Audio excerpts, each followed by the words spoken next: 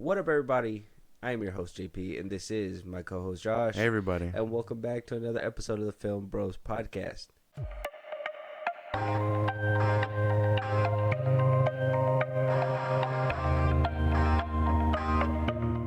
Okay, Josh, we got another movie review. All right, we got a few things to discuss. Yeah.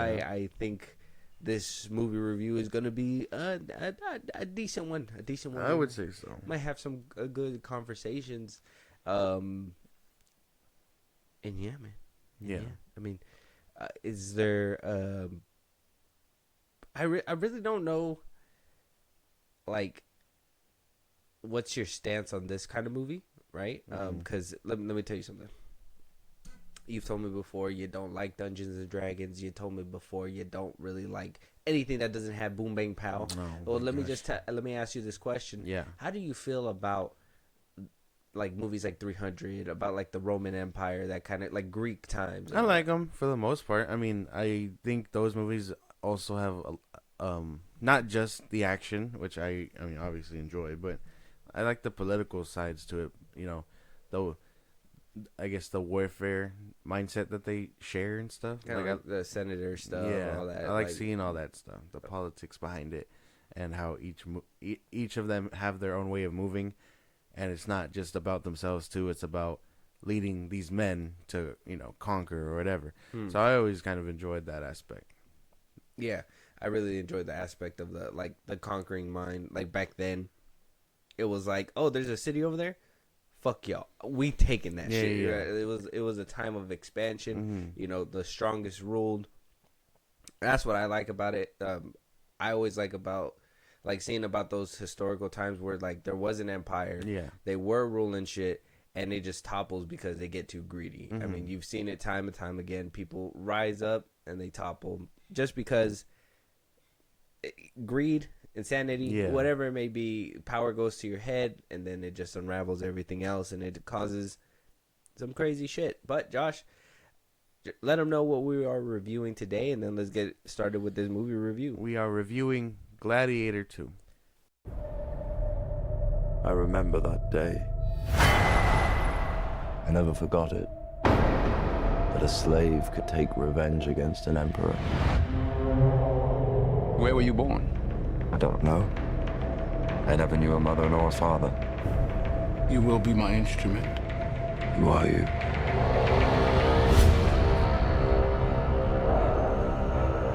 Did you hear that crowd? The greatest temple Rome ever built. The Colosseum. Because this is what they believe in. Power. So, I guess the the first question, right? Out of movie theater thoughts, right off the bat, were you entertained? I see what you did there. That was a good one. I was. Obviously, I have my gripes with it. I mean, I don't think this movie's like perfect in any way, but I did enjoy it just as much as I enjoyed the first one. So I would say I wasn't let down because my expectations were. I wouldn't say they were high, but at the same time, I mean, you can't really expect much out of a Gladiator movie, I did enjoy it though. Yeah, I wasn't really like let down by it. I'm gonna shoot a little sleeper dart at you. Dart. I mean, I could kind of agree with you. Not really too much. I don't think it lived up to the first one. I 100% believed walking into Gladiator 2 there was big shoes to fill. I mean, Marcus Aurelius of the fourth, the true general to that. But yeah. You remember Russell Crowe. Yeah. You remember Joaquin Phoenix. These guys were, at the time, they weren't big names, but they were up and coming names. And then they made household names. And look at Joaquin Phoenix making a Joker movie that bombs now. And, Russell Crowe turned into Superman's daddy. I mean, at this point. He's going to be a Viking. No, now he's going to be a Viking now. He's going to be, no, not a Viking. What the fuck? Why? What? He said he's a Viking. He's going to be a Viking in How to Train Your Dragon. That's Gerard Butler. You keep mixing those guys up. No, really? What is wrong with you, man? Am I tweaking? You did this last time. You did this last time with Gerard Butler. My bad. Russell Crowe and Gerard Butler are two different people. Okay. Okay. Russell Crowe was Superman's daddy. Yeah. Okay. I'm trying to think of what's a recent movie he just came out in. I feel like I just seen him. I don't know. You can't think of a movie. Was You're it- probably gonna think about no. The Pope's Exorcist. Oh, he just did The Pope's Exorcist. That's right. That like last year. I don't know if he That's did probably anything. like the most recent. Oh, one. The Exorcism too. He did that one this year. My boy is turning into the Exorcist King. He also came out.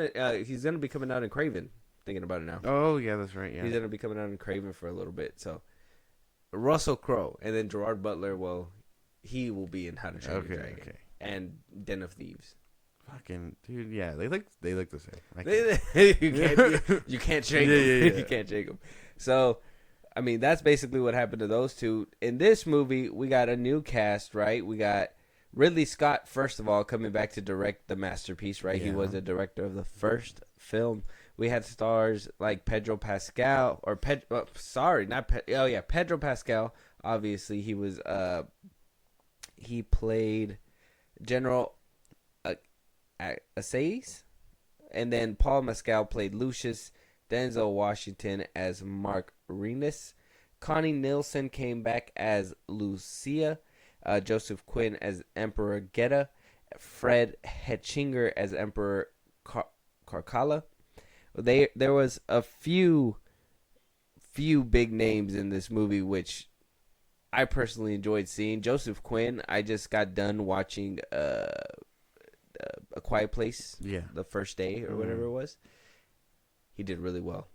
That movie was really good. Yeah. Joseph Quinn, I think he came out in Stranger Things. That makes me want to go back and watch Stranger Things because I heard great things about him in there too. But I just never thought about watching it. But after seeing him in there, seeing him in this movie, I'm kind of excited to see him in Fantastic Four now. Yeah, I've heard that. I mean, I didn't see Day One, but I heard he did very good in that one.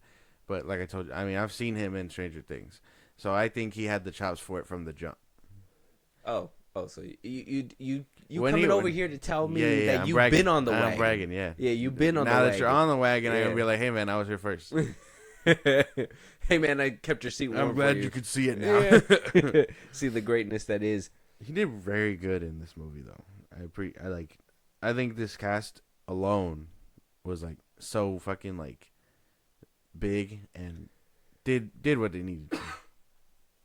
They did 100%. Now, before we get into the review and I basically break down the story in a second, what do we think? Right, a lot of the things that were coming out was historical inaccuracies. Yeah. Now, right now we are in the middle of Barbenheimer Part 2. We're calling this Glicked Weekend. All right, we got Wicked playing on one side, we got Gladiator playing on the other. Gladiator seemed to have lost this round of the movie wars. Wicked seems to be eyeing $117 million opening, where Gladiator 2 only sits at a $16 million opening. Maybe that has to do with some things that a lot of people are coming out talking about, historical inaccuracies, right? Roman Empire's tumbling because of insanity. Colosseums being filled with sharks. I think his previous movie, that Napoleon one, also got riddled because pyramids were involved. So, does that bother you? Did that kind of deter you from watching this film? I'm hearing apparently that did for some people. I don't think it bothers me as much. I think the core elements here from history are what matters, like the kings, Rome, the fact that their gladiator matches are happening in the Colosseum. Those are the important stuff. I think everything else up until that point can be as fictional as you want, or exaggerated a bit, because you're telling a story. You're not telling a biopic. You're telling a story. So you're gonna intensify things or whatever. So if a historian says, "Well, they can't really fill it up with water," it's my movie. I'm gonna fill this bitch up with water. I can do anything I want in my movie. Basically, it's just a movie. Exactly. That doesn't make. I mean, I never seen it as a problem. I didn't see Napoleon, but that was for a different reason. I mean, trying to think of one that's not offensive. Like, all right, let me just think. Like, if you were to, let's say, make a Hitler movie or whatever, right? Okay. Let's just say extreme, and you just say he's the nicest guy ever, and he's never done anything that he did, and actually people were fucking with him that caused him to do everything, would that be like an historical inaccuracy that you can't overlook? Like, where does it go where you're just like, this movie doesn't feel real to me, right? That's where I'm just like at. For some people, it seems to hit to that point. So I'm trying to figure out, like, how far would it be? I guess in that instance, that'd be a little too far. It's a little different because I mean, you're telling a biopic at this point. If you're trying to tell a movie about Hitler, are you doing other perspective of the people that were inside, like Jojo Rabbit? I was about to say, or like Inglourious Bastards, like the people on the side, and then like I said, but what if they still in the movie made him like this nice guy or whatever, and that other people were antagonists? I mean, then you can. That'd be kind of weird, right? It would, obviously, but again, it all depends on the story that you're telling. So if Napoleon was meant to be a biopic, right, and you have and historians, it was deemed like accurate, right? Yeah. Like if Ridley Scott were to come out and be like, "This actually happened," then it's just like, well, historians are telling you different, man. Yeah. So I mean, it's understandable to have that gripe if you're really into the history, I guess. But I if you have the core elements, like in Gladiator or Gladiator 2, it's not that big of a deal. Shouldn't be an issue. It's not that big of a deal. Okay. Not to me, at least. Yeah, I fall under that range too, where it's like movies, right? It's just a movie to me. Now they're gonna make up whatever shit that they want because why? It's a movie. They're gonna, obviously they're gonna add stuff. I do think if like, I don't know. I'm trying to think of like another example of like inaccuracy. Like if they were like, oh, the Indians took over, would that be bad? Or you know what I'm saying? No. Instead of Columbus, is that bad? Or is it only bad if they're deeming it to be like this actually happened? Yeah, that's why it all depends on the story that you're telling. So if you're telling a biopic, then you're like, okay, well that didn't really happen. That's inaccurate as fuck. Because Interstellar is inaccurate as fuck. Well, yeah, like right? that's never gonna happen, right? Yeah. So, but I don't it's know. like, again, it's just about the story that you're telling. Okay. So like Bohemian Rhapsody, another biopic that people were saying was inaccurate because Freddie, the events of the movie play out differently in real life. Because Freddie doesn't find out he has AIDS until after the Live Aid performance or whatever. But by then his vocal cords were already kind of tearing. So, I mean, he did get to live his life with his partner and stuff. But again, a lot of people when that one came out were like, "Well, that's inaccurate." And it's like, man, you're gonna change it up a bit for the movie. The events still happened. The events still happened. It just. I mean, it's just not in that order. It's just exaggerated. Yeah. See, that's where I could be like, well, okay, for the movie, I let it go, but like, yeah, I wouldn't tell people that in real life that happened. I would have to correct that. You know what I mean? So, is that an inaccuracy? I don't think that's a big enough one to make me not watch a movie. I think I don't think I've seen one. Napoleon I haven't seen, so maybe that. Maybe I'm not interested in Napoleon. No, I'm telling you. I don't know. But Rotten Tomatoes, we'll go look over there at them. Gladiator 2, 71% on the tomato meter, certified fresh. And then the audience score, popcorn meter, is at 84%. Agree? Yeah, I agree with this. I mean, critics are just going to be critics. I don't think that really changes anything. But audience score was expecting a little higher, like a 90 or something. But that's not bad. I'm okay with this. Okay. I could live with that. Yeah, okay. So, Gladiator, well, spoilers ahead, guys. Gladiator 2 will have spoilers ahead. We're going to talk about it. We're going to have to speak about a lot that comes to this film, or maybe not too much. We'll have to wait and see. Spoilers. Last warning. All right, we're going ahead. Okay. So, the movie begins with the conquering. Right, we got some conquering going on. We got Lucius out there, which is played by Paul Mescal, hiding away from the Roman Empire, who just seems to be hungry and feeding their hunger by conquering everywhere. Pedro Pascal. Pedro Pascal's character plays as a general plays as a general to basically come in and take over. I feel like they kind of speed through this a little bit. You get the little love interest that Paul Mescal has. They show you that they are in love, and when the general comes in to take over, his love interest is killed, and he's taken in as a slave by the conquered and thrown into the arena as Gladiator. He is mentored by Denzel Washington and kind of used as a pawn by Denzel Washington's characters, Mark Macrinus. You get the two emperors, which are just as psychotic as Joaquin Phoenix's character in the first Gladiator film. You have a tale about revenge. Paul Mescal is basically taking his revenge for his loss of his woman. This is not a spoiler because it was in the trailer, but I'm just gonna. I'm trying to tiptoe, but this was in the trailer, but at the same time. But we find out that Lucius was actually the son of Maximus at one point. Yeah. Then you get a moment between Pedro Pascal and that whole revenge arc coming to an end because he just tells him, "Hey man, I was on your side this whole time," and Lucius believes him, and then he gets completely riddled. Right? They continue down the road. Turns out Lucius's mom remembers that that's Lucius.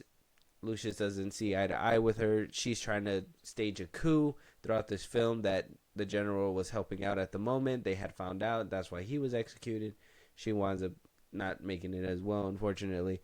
And they push on with the story, which leads to this epic grand finale where you see somebody get decapitated.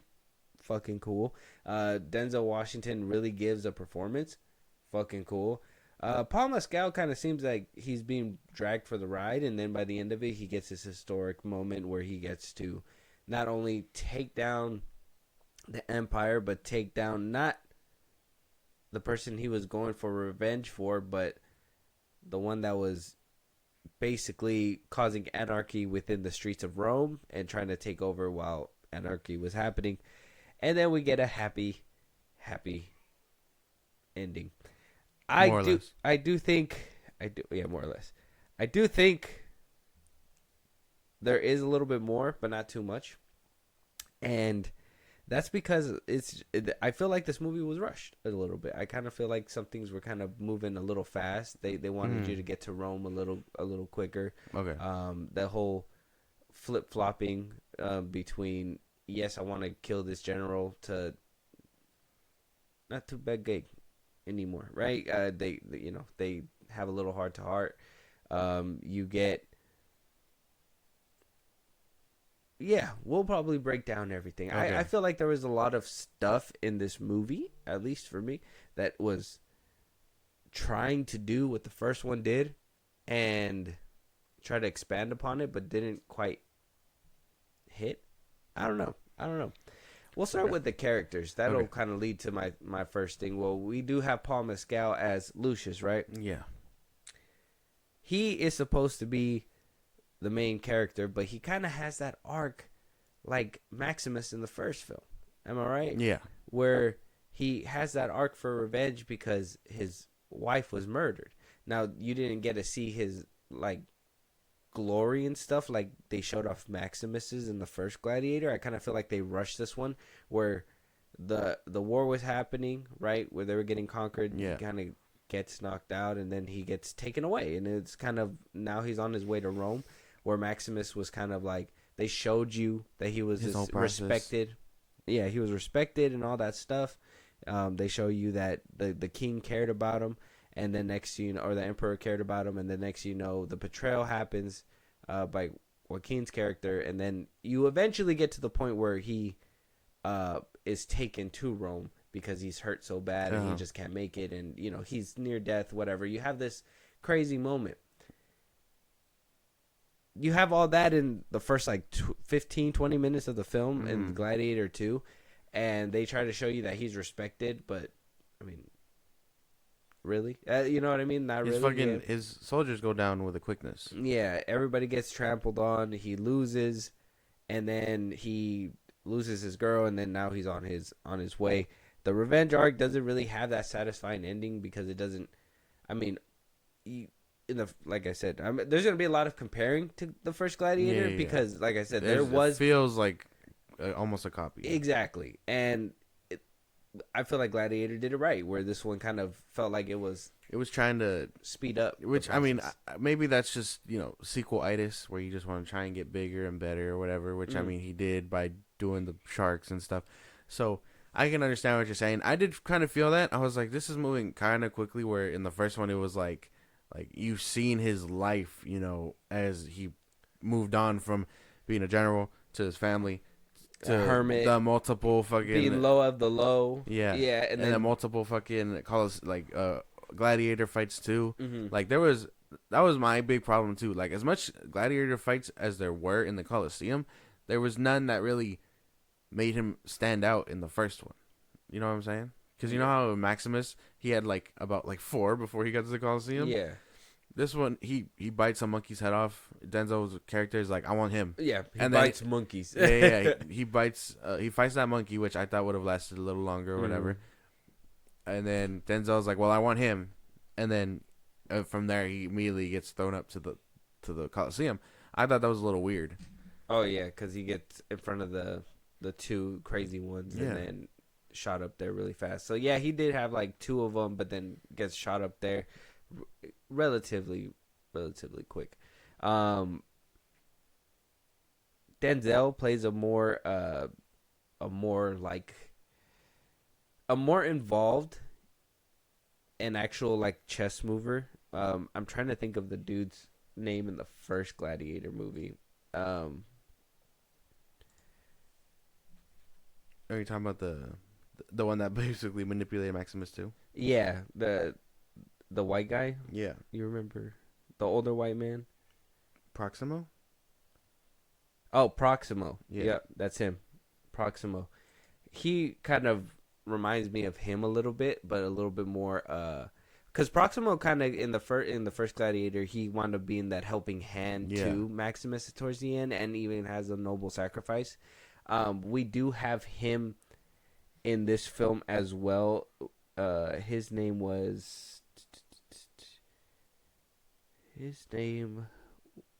What was his name?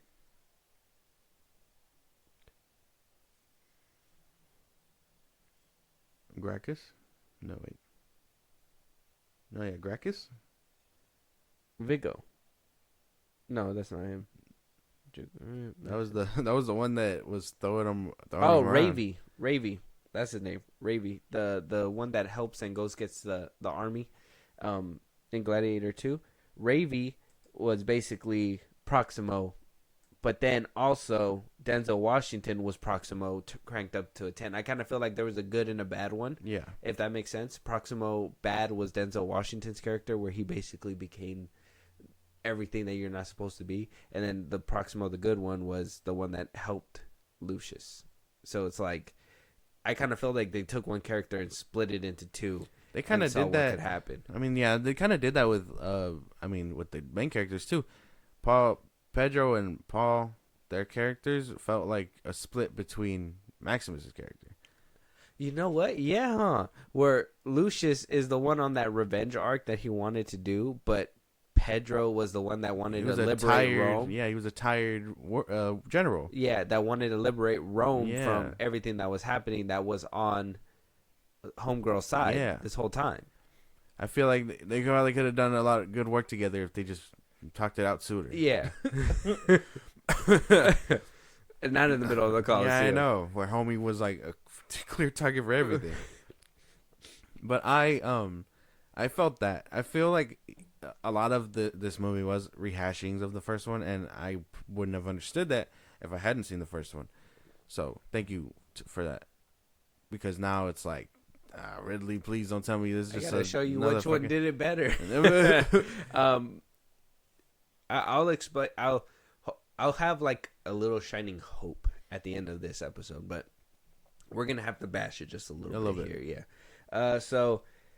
And then we had Joaquin Phoenix's character split in 2 with the Emperors too. Yeah.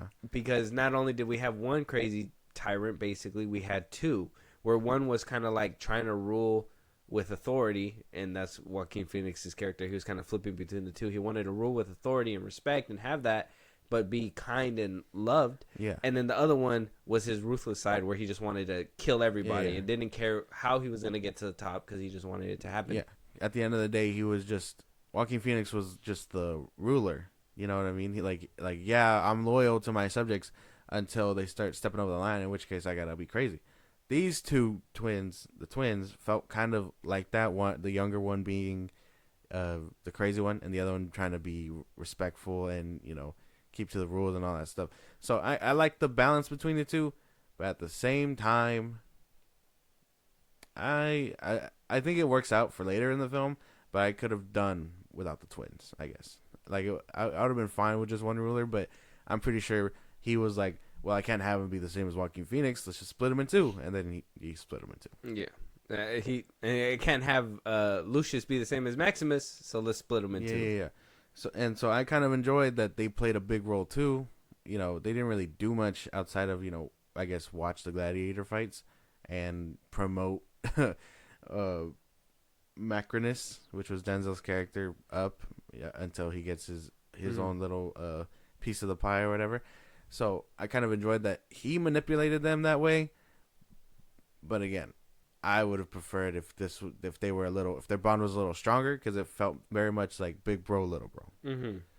It didn't feel like they were in Equals. one in unison. Yeah.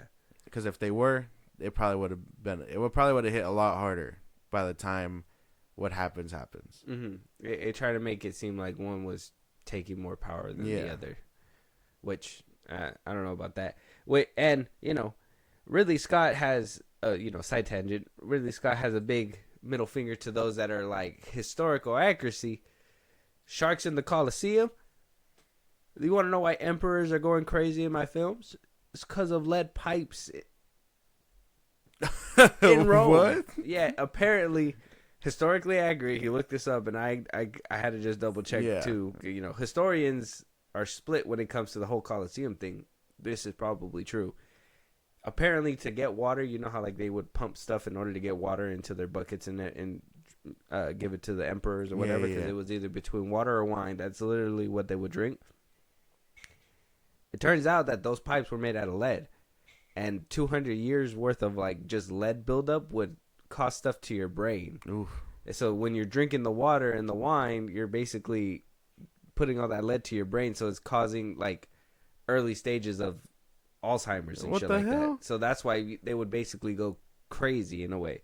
And I'm just like, well, I mean, the grandpappy wasn't like this. In Gladiator 1, he was actually very sane. Well, I mean, he was conquering like crazy though, and he was still blood hungry towards the very end.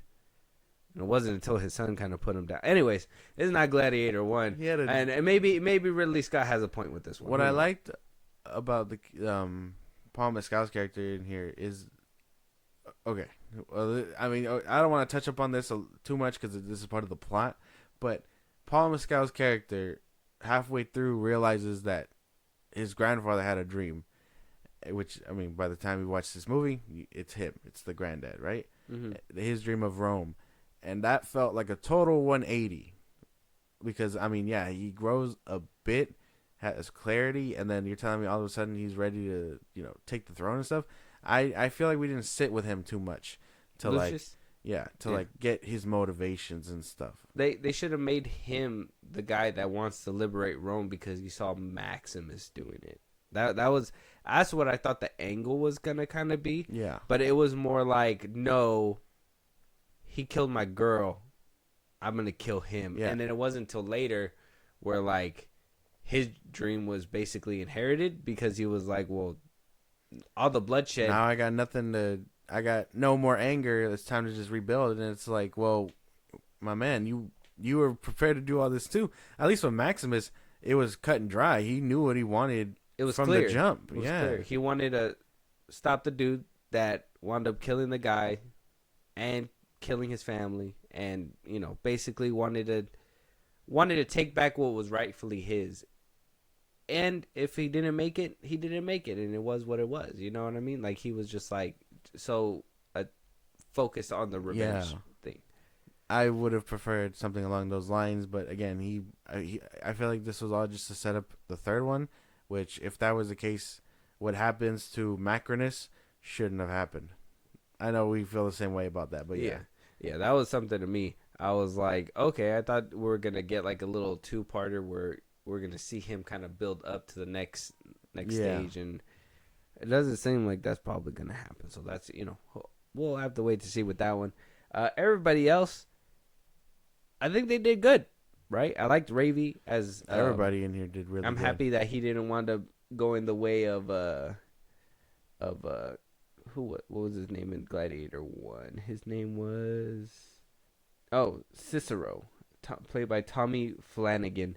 He was the one that was helping Maximus and basically got hanged by a tree. He was like Maximus, and he was like, "Oh wait," and then he went up in the air. Yeah, Ravy didn't go that way. He actually stood his ground. He stood his ground. He brought the team in, and he just stood there. He was like, "Yeah, bitch, what now?" I'm with him. I'm with him now. No. Yeah. So he wound up making it very good. The action scenes. I mean, we'll just go on to the next thing. Is gonna lead to CGI world building and plot. and basically plot altogether. The Coliseum scenes were fun. Were really fun. I enjoyed them. I does bigger mean better all the time? Probably, maybe, sometimes, right? Sometimes. I really do like the sharks and stuff, but there is still that, like, in the first Gladiator, like the scene in the Coliseum where, they were reenacting that battle as well, and it had like the 3 black women on the horses, and then one of them got split in half and all that stuff. Like, that was very intense. A lot of jump cuts, obviously, and edits, whatever. It was the 90s, bro, or the early 2000s. What do you want? Yeah. And this one, you're able to sit with it. You saw sharks eat people, and you saw a monkey eat somebody, like rip his throat out, like relatively quick, right? And they just started fighting animals, which, I mean, I don't know if that's accurate at all either. I think at one point. I want to say, like, why couldn't they fight just people? With this one, that was my thing too. I was like, why not more people? Because they didn't show that much. It was mostly animals. In the first one, he did have to fight with tigers, and there was like a few animals around. But this one, they kind of leaned a little bit more heavy. I don't know if that's because later on people evolved past like man versus man. They were just like, this shit's boring. Throw a tiger in that motherfucker. Yeah, basically. At one point you have to up the ante. It's not going to just be people versus people anymore. It's going to be like, what else can they fight and potentially get fucked up with? And I think getting fucked up with monkeys is a very sadistic thing to do. Like, what? How do you even get that motherfucker? I mean, there was no TV back then. I wonder how much a Coliseum ticket was. Or were they just let in for free?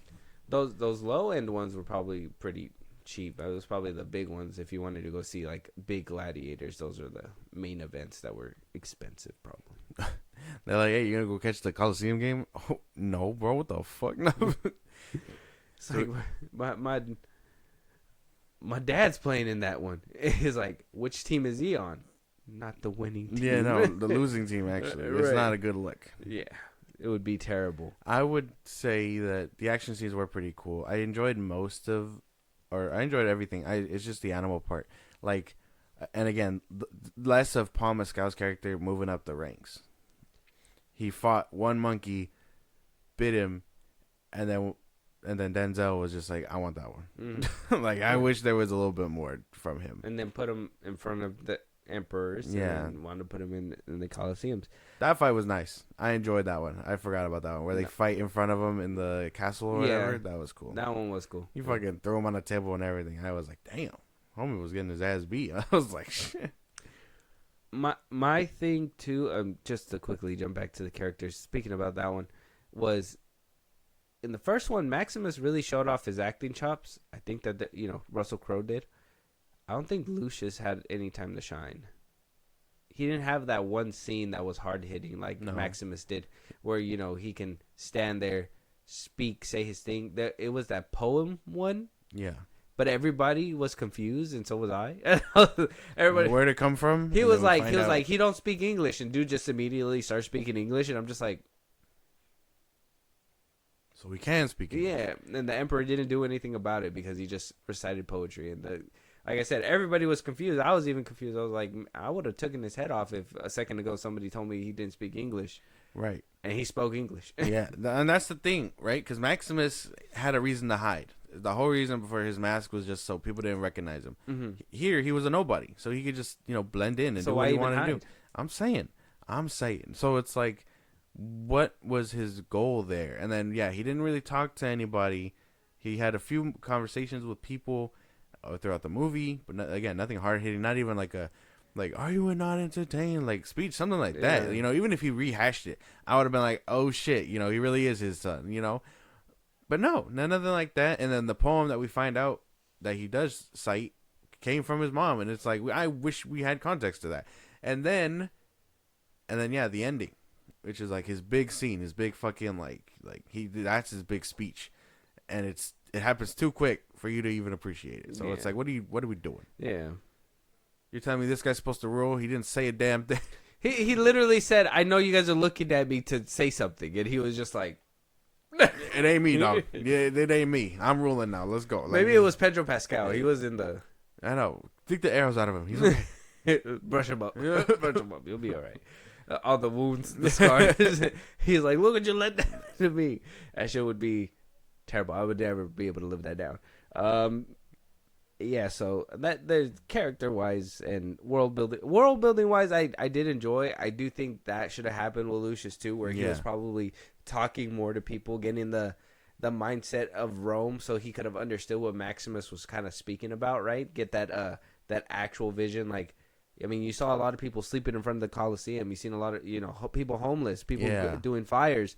Like, they showed you how massive Rome got from the first one and how basically packed and stir crazy people got. But they didn't tell you, they didn't talk to nobody. Lucius didn't speak to these people and be like, yeah, my people need me, I need to rise up and take my throne of that was rightfully mine. That would have been the development I would have liked to see from him, because at least then it would have, that little turned shift to where he wants to be king would have hit a little harder. Because now we know he's not just, he wants revenge, and then he doesn't want revenge, but now he wants to rule. It just seems showing empathy to his people would have been nice. It just seems like, oh, this might as well happen. It's my turn. Yeah, two of them are dead. No one's in my way. I just killed the other guy. It's clearly me now. Yeah, it doesn't make any sense. Mm-hmm. And I mean, he was the de facto guy, but again, blood is what they say. Blood is not all it takes, or whatever. Yeah, so if there was a little bit more build up to that and kind of led you to that point, it would have been different. But that's where that split comes in, where it seemed like they took one character and they were just like, we can't do that again. Yeah. What if we do it with two though? Mm-hmm. Right, one has this, and by the end of it, if you just leave him with no options, he has to do it. And I was like, yeah, okay, yeah, I'm with you, Ridley. Yeah, okay, I'm with you, Ridley. And then so the fight scenes too. Gory. I enjoyed them. I enjoyed a lot more. Good. And I know times have changed since the 2000s, so he was able to just make us sit with it. And there was no edits like it was before. Yep. Like, you actually were able to see the and the monkey biting the neck and everything. I thought that was pretty cool. CGI on the monkey did look weird though, on the monkeys. But other than that, I enjoyed everything from the fight scenes. I do think when they were solo, but then when they were actually interacting with the characters, jumping on them and stuff, I think it actually looked pretty solid. Mm-hmm. The monkey wise, I think that they were trying to focus more on that aspect than when they were running around. So and then the sharks, even though they were CGI sharks, I do think that they looked pretty good. Those ones, they looked fine there. Maybe that's where all the money went. But the monkeys, for me, seeing them right out the gate, and I don't know, to me they felt kind of wonky. So I think the budget obviously went to bigger and better things. But other than that, every fight scene looked cool. Most of the characters' gripes are tied into the plot. So plot, I mean, world building was nice. I enjoyed that. I mean, we didn't really see much of any other place outside of Rome and Lucius's home, where I forget what the fuck they conquered.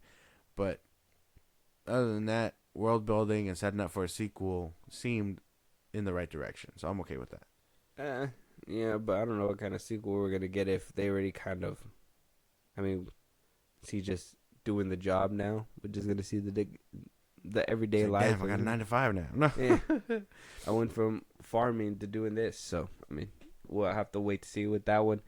And then, I mean, plot was rushed.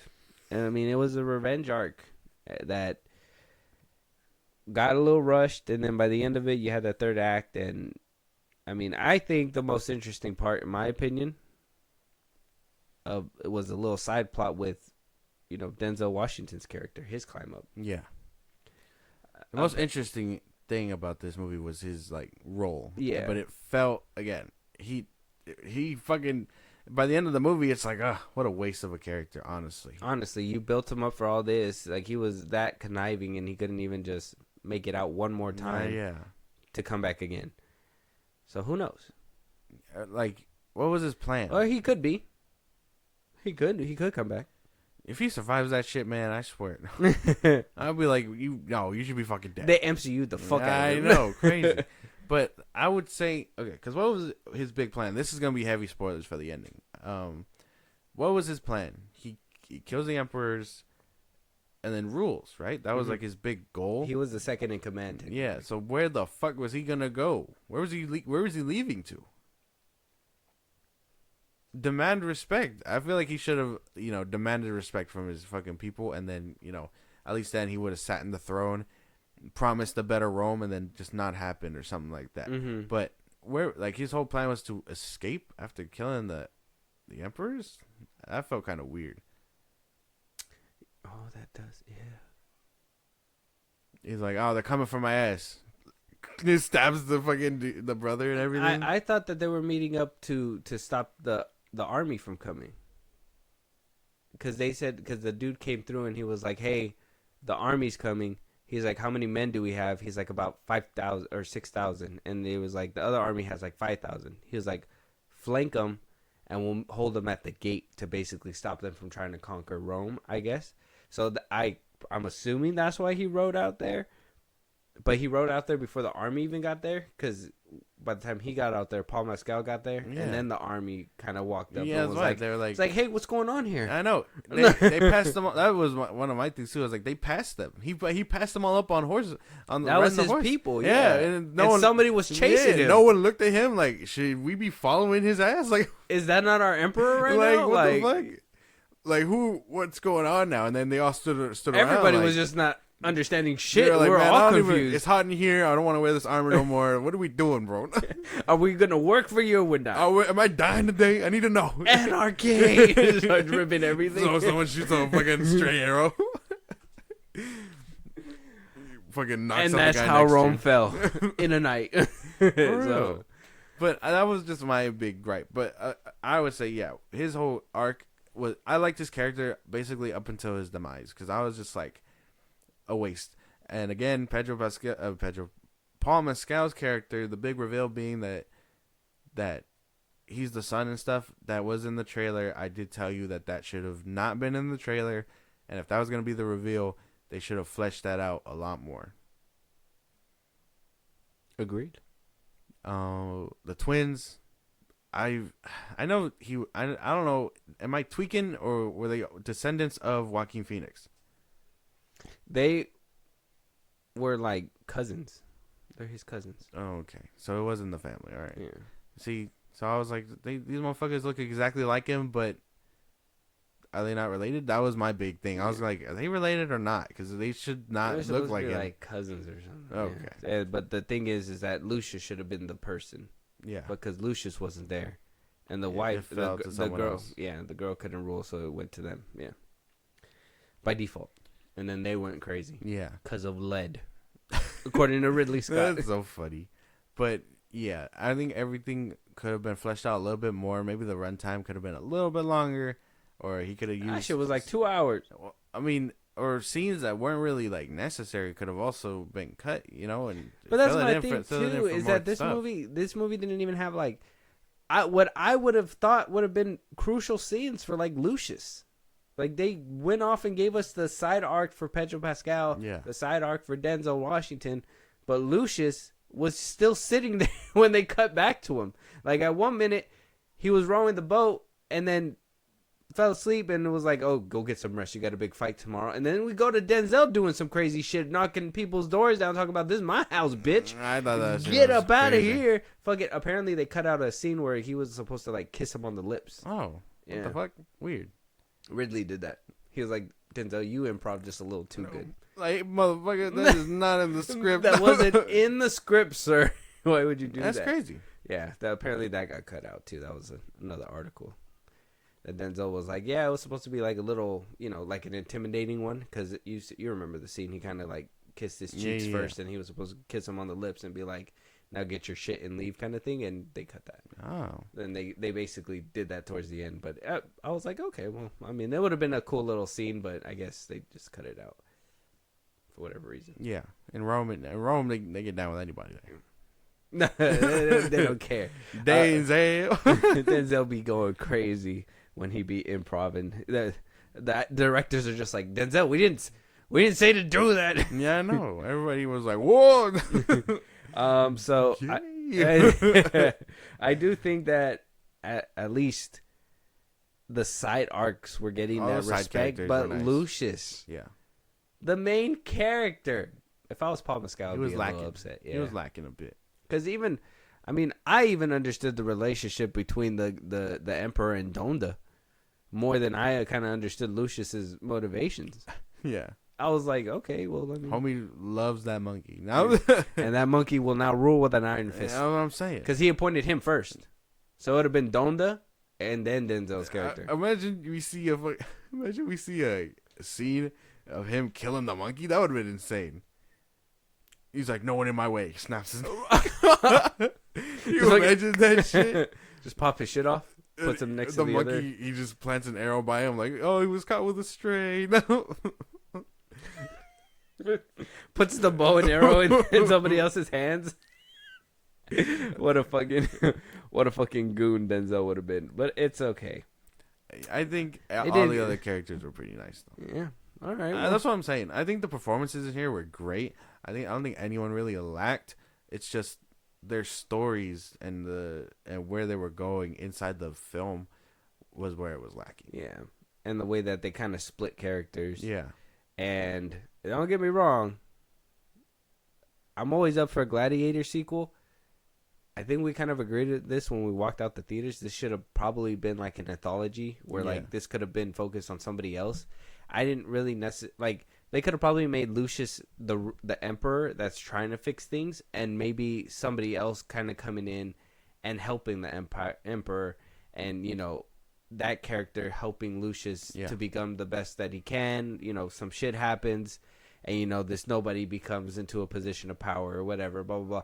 Like that should have probably happened instead of having to redo the ending of the first one in order to make whatever happened with this film. There was just some things that, in my opinion, it should have just been like an anthology. It shouldn't have been like, oh, the descendant of Maximus. Yeah. But a big thing was just that. That's my thing too. When did he get busy? You said that you heard something in the first movie. I don't even remember him even saying that he used to date this chick. No, yeah. In the first one, okay, this is what I was telling you. In the first one, they had said that they had a fling when they were younger. So around the time that boy's age basically was probably how many years ago. But she probably lied to him because he was on the move. And he wound up getting a different girl. Well, yeah, he ended up falling in love with a real woman. But his boy was the same age as their boy. No, really? Yeah, they were the. Wasn't he like a little younger? No, they were like the same, right? Because they were literally. From what I remember, that's why he kind of attached himself to Lucius a little bit because of the fact that it was the same age. It kind of reminded me of like Face Off. You know how like in Face Off, he's like, "Oh, he reminds me of my son that passed away or whatever." Like that's what I thought they were doing with Gladiator. But maybe I gotta rewatch it. But that's what I thought. But maybe there was a fling that we just didn't know about with Maximus. Maybe he was just piping down Emperor's daughters and shit. Well, I'm pretty sure that whole family loved Maximus. I mean, and he was a revered war general. So I would imagine that they got together, they had a little thing, and then Maximus was like, "All right, ho, I gotta work for your daddy now." And then he conquered for Rome, met the chick, decided, "Hey, I want to live my life with this one." Had the baby, and then it all plays out very nicely in Gladiator 1. basically. What I liked about the difference between these two, one scene in particular. Maximus got the field of wheat in his death, and fucking Lucius kept getting the sea to Hades. Oh yeah. And they tried to reenact the whole song too, but it just wasn't. It didn't work out. Yeah. But I liked the detail in those two scenes. I'm not sure where the symbolism is, but if I had to connect it, it's that one just got their happy ending and the other has to say goodbye to their loved one. Yeah. Two different things. Yeah. Basically, that whole death scene was cool too. Like when they rode the boat, I was like, "Is that death? That's pretty cool." Like, Yeah. and they came and like greeted her and everything. They're the ones that would take her to Hades. Oh, Or that's take right. Take her to Hades or wherever. Yeah, that's right. I forgot about that. Back in the Roman days, that's what Mhm. they believed in. That's cool. I thought that was pretty cool. The visuals were pretty cool. Like I said, throughout this whole movie, I think the visuals were like the best part for me. Like I like the wardrobe that they had, like the Roman suit, Yeah. and then I like during that Coliseum scene where the sharks, like, obviously you have the extra money, so you're gonna watch that fucking bathtub fill up, and that shit actually filled It up. was So it nice. was pretty cool.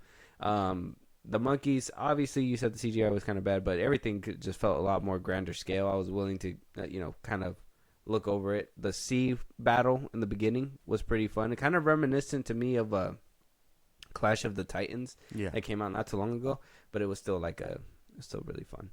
But I mean, Josh, what if we're already here? Okay, we're already here. We're at the point of your rating. Okay. Let us know what your final thoughts are, right? Kind of summarize everything and give us your rating. 10 being the best, 1 being the worst, 5 being in the middle. Go ahead. So I did enjoy this movie. I obviously have my gripes with it. I spent almost an hour on here kind of giving my gripes about it. But I don't think it's a bad movie. I think these two just to go hand in hand, and I would love to see a third one follow Lucius and, where he ends up with his grandfather's dream of a Rome that's, different. Not a conquering one, but a caring one. I would love to see all that. I just need their story and motivations to be a little bit better. Would I watch this one again? Yes, for the performances. Would I watch the first one again? Obviously, yes, for the performances. With all that being said, I think Gladiator 2 averages out for me at about 7 out of 10. Okay. That's fair. That's off like performance alone. Like everybody in this movie. Like I love Denzel. I also I'll let you get your closing thoughts in too, but I love the way they speak in these movies. Mm-hmm. Like How fucking grand and professional. Yeah. I like how they talk. That's what I like too. My thing with this one is split characters, split motivations. Yes, everything kind of makes for a whole movie, but I felt like everything was too fast paced. Mm-hmm. I do think that that there should have been more time to flesh out certain ideas that they were trying to put out there. I do think Lucius should have also had more time to shine in the camera and the light. He did not have that. Like, if this is the character that you're supposed to follow the whole time, like you were trying to hoping for with that do-over that you had with Maximus to do again with Gladiator 2, you should have followed him a lot more than what you did with Denzel, with the twins. You know what I mean? Like, everybody played a factor, but there should have been for sure more focus on Lucius. And for a two-hour movie with all these characters, I would have thought there would have been more room for understanding their motivations. And to me, it just felt like everything was like, okay, next. Okay, next. We just did that. Okay, next. Boom. Yeah. And I mean, at the end of it, you kind of get a rehashing of the first one, but just with different characters, right? It's different, every single one has different pieces of whatever they were doing in the first one. So, with that being said, I do think the fast pace of it all really did hurt it. Okay. Gladiator 2, I give it a 5. 5. Okay. I think it's the most grand rollout for a mid movie I've seen in a while. Only because I was expecting more. Yeah. And like I said, Gladiator 1 had big shoes to fill. And, we haven't done like a rating for that one yet. Or maybe we will, but after all the Christmas stuff, because we are in December by the time this one comes out, and we need to get on our Christmas grind. Mm-hmm. But I do think that the first one is amazing. Well done. I think Ridley Scott was on his A game when he made that one. This one, I felt like he wanted to give you something, but he just did not know where to take that. Yeah. And there ain't no way you could bring back a character like Maximus after doing what you did in the first one. Mm-hmm. So for you to try to just, do it again, I mean, you could have done it again with a different character if you would have focused on him 100% and maybe changed up his ways, but nobody wants to see a rehashing, in my opinion. We want to see something new. With that being said, the fast pace really did hurt it.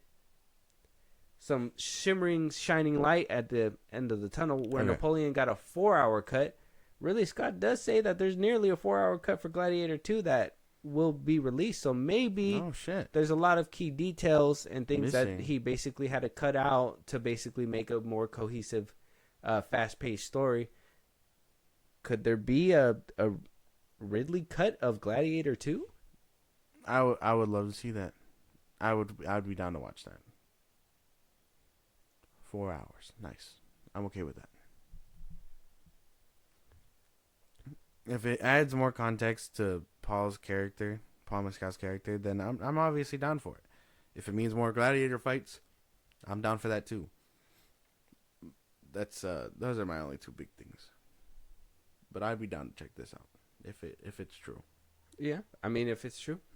But Ridley Scott, thank you again for the sequel. Unfortunately, it just did not do what I was hoping for it to do. But we always still have Gladiator 1.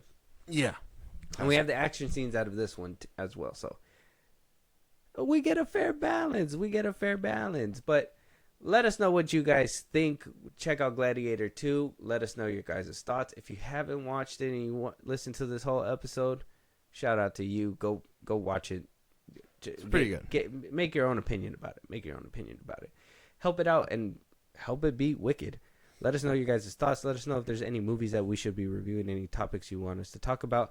If there's any Christmas movies, like I said, we are on our Christmas grind now. We have to build up to that. We are getting to the end of the year, New Year movie. We got to start the new year off right.